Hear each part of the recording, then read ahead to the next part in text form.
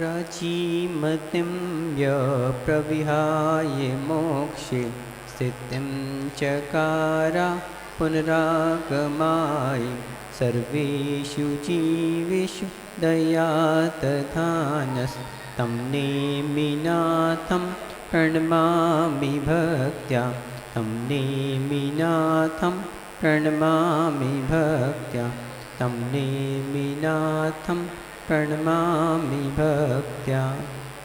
सब लोग शांति बनाए रखें, बिल्कुल सभी लोग मौन ले लेंगे। गुरु पान्तु नो नित्यं ज्ञान दर्शन नायकः चारित्रार्णव गंभीरा मोक्ष मार्गोपदेशकः मोक्ष मार्गोपदेशकः मोक्ष मार्गोपदेशकः। अंग क्षमा जिन धर्म तनो दृढ़ मूल बखाने सम्यक रत्न संभाल हृदय में निश्चय जानी। ये बोली अनंतानंत सिद्ध परमेश्वरी भगवान की, ये बोली 2400 तीर्थंकर भगवान की, देवादिदेव श्री आदिनाथ वासुपूज शांतिनाथ पाशनाथ महावीर भगवान की, यह बोली परम पूज्य आचार्य श्री विमल सागर जी, सनमती सागर जी महाराज, विराग सागर जी महाराज, विनिश्चय भट्टाचार्य विशुद्ध सागर जी महाराज, विनिश्चय सागर जी मामनी राज की, 3 कम 9 करोड़ मुनि राजों की, द्वास चांगमई जैनवानी माता की, क्षमावनी पर्व की। टुडे आफ्टर 10 लक्षण पर्व we are going to celebrate the क्षमावनी पर्व। So what is forgiveness? Supreme forgiveness. 10 लक्षण पर्व स्टार्ट्स फ्रॉम उत्तम क्षमा, for supreme forgiveness, and ends with Shamavani. So who can ask for forgiveness? क्षमा कौन मांग सकता है? Who feel that I have committed a mistake, जो ये महसूस करता है कि हाँ मैंने गलती की है। And who have given up his pride, जिसने अपने मान को छोड़ दिया, and adopted simplicity and lack of greed in himself, जिसने माया और लोभ को छोड़ दिया।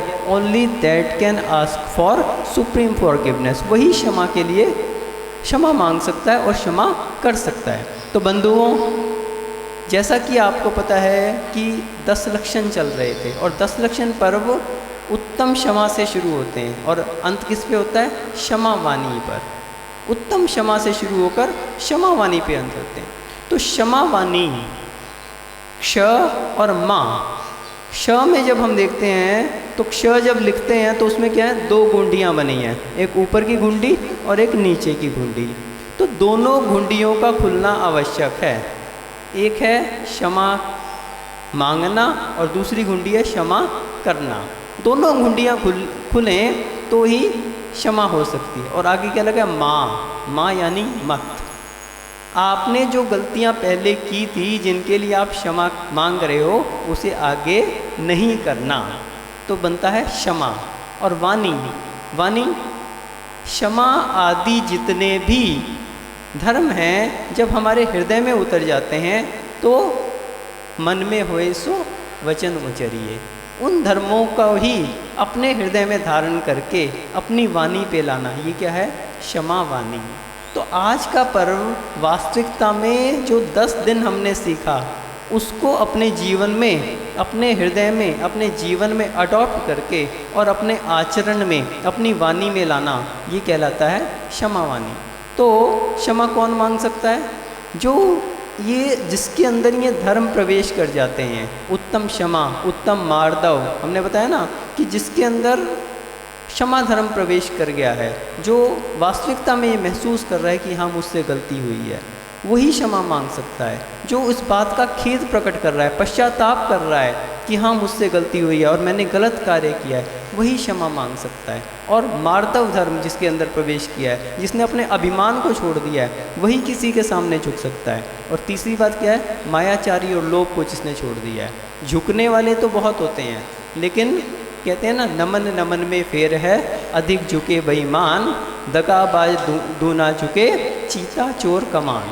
एक चीता भी अपने शिकार के लिए झपटने के लिए झुक के आता है, चोर भी चोरी करने के लिए झुकता है। और अधिक झुके बेईमान, जिसके अंदर बेईमान नहीं है, वो भी झुकता है। लेकिन यहाँ पर वो झुकने की बात नहीं है, यहाँ पे हृदय से झुकने की बात है, श्रद्धा भक्ति से और विनय से झुकने की बात है। तो क्षमा वाणी में कौन प्रवेश कर सकता है, क्षमा कौन मांग सकता है? जिसने क्रोध को छोड़ दिया है, मान को छोड़ दिया है, मायाचारी और लोभ को छोड़ दिया है, वही क्षमा को मांग सकता है। कहते हैं ना कि क्षमा जब मांगते हैं, माया मोतुम च मोतून, अपने झूठ और मायाचारी को छोड़ के क्षमा मांगी जाती है। तो ऐसी क्षमा का आज दिन है। और आप सभी को पता है कि मुनिराज प्रतिदिन प्रतिक्रमण करते हैं, प्रतिदिन प्रतिक्रमण करते हैं, और 2 बार, दैविक प्रतिक्रमण अलग और रात्रिक प्रतिक्रमण अलग। तो दिन के अपराधों की दैविक प्रतिक्रमण में क्षमा याचना करते हैं, खमामी सब जीवानाम सवे जीवा खमंतु में। रात्रि के अपराधों की सुबह प्रतिक्रमण करते हैं। तो प्रतिदिन, और इसके अलावा सामयिक में चिंतन करते हैं हमसे क्या गलतियाँ हुई, और उनको अपने चिंतन के द्वारा अपने अंदर निंदा और गर्हा करते हैं, और प्रतिक्रमण आदि के अलावा आदि के द्वारा उसको क्या करते हैं, क्षमा मांगकर, अपने गुरुओं से, अपने ईश्वर से क्षमा मांगकर उसको प्रतिदिन सागर की तरह से कैसे हो जाते हैं, बिल्कुल अपने अपराधों से रहित हो जाते हैं। तो आज क्योंकि क्षमा वाणी का ये दिन है, समय अधिक नहीं है, तो हम मात्र इतना ही कहेंगे कि हमसे कोई भी अपराध हुए हों, कोई भी हमसे भूलें हुई हों, कोई भी मिस्टेक हुई हो, उन सभी के लिए हम आज मन वचन काया से सभी प्राणियों से सबसे पहले हम अब नेमिनाथ भगवान के चरणों में और 24 तीर्थंकरों के चरणों में क्षमा याचना करते हैं कि हे प्रभु, हमसे आपके आदर में, आपकी विनय में कभी भी कोई भी मिस्टेक हुई हो, कोई भी गलती हो, तो हम क्षमा प्रार्थी हैं। उसके बाद हम आचार्यों से, अपने आचार्य विमल सागर जी, सन्मति सागर जी, आचार्य विराग सागर जी महाराज, विशु सागर जी और विनिश्चय सागर जी और जितने भी आचार्यगण हैं, उनसे क्षमा प्रार्थी हैं कि हे भगवान, हमारे कृत्यों के द्वारा कभी भी हमने कोई ऐसा कार्य किया हो जिससे आपके सम्मान में कभी कोई आपकी प्रतिष्ठा में आंच आई हो, उस सभी के लिए हम आपसे क्षमा प्रार्थी हैं। और इसके बाद जितने भी 3 लोक में दिगंबर मुनिराज हैं, उन सभी से हम क्षमा मांगते हैं। आज के दिन